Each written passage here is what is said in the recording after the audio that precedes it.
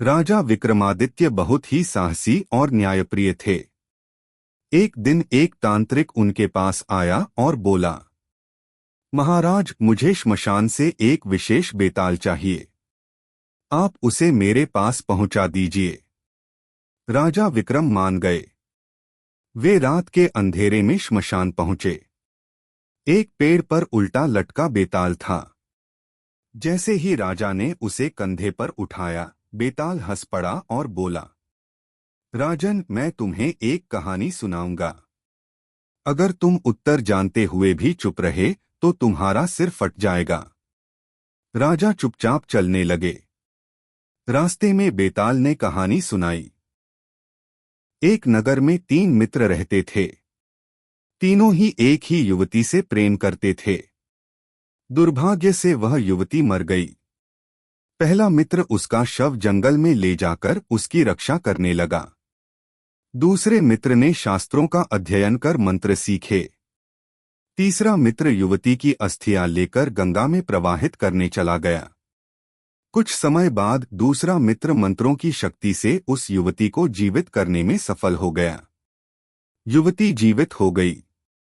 अब बेताल ने प्रश्न पूछा, बताओ राजन, उस युवती का असली पति बनने का अधिकार किसे है?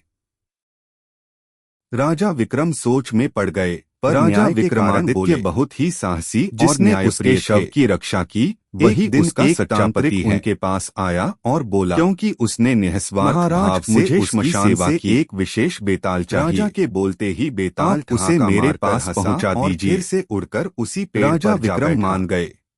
राजा विक्रम बिना अंधेरे में श्मशान पकड़ने चल पड़े, क्योंकि वे जानते पर उल्टा लटका बेताल था और धैर्य से ही हर परीक्षा जीती जाती है। कंधे पर उठाया, बेताल हंस पड़ा और बोला, राजन, मैं तुम्हें एक कहानी सुनाऊंगा। अगर तुम उत्तर जानते हुए भी चुप रहे तो तुम्हारा सिर फट जाएगा। राजा चुपचाप चलने लगे। रास्ते में बेताल ने कहानी सुनाई। एक नगर में 3 मित्र रहते थे। तीनों ही एक ही युवती से प्रेम करते थे। दुर्भाग्य से वह युवती मर गई। पहला मित्र उसका शव जंगल में ले जाकर उसकी रक्षा करने लगा। दूसरे मित्र ने शास्त्रों का अध्ययन कर मंत्र सीखे। तीसरा मित्र युवती की अस्थियां लेकर गंगा में प्रवाहित करने चला गया। कुछ समय बाद दूसरा मित्र मंत्रों की शक्ति से उस युवती को जीवित करने में सफल हो गया। युवती जीवित हो गई। अब बेताल ने प्रश्न पूछा, बताओ राजन, उस युवती का असली पति बनने का अधिकार किसे है? राजा विक्रम सोच में पड़ गए, पर न्याय के कारण बोले, जिसने उसके शव की रक्षा की वही उसका सच्चा पति है, क्योंकि उसने निस्वार्थ भाव से उसकी सेवा की। राजा के बोलते ही बेताल ठहाका मारकर हंसा और फिर से उड़कर उसी पेड़ पर जा बैठा।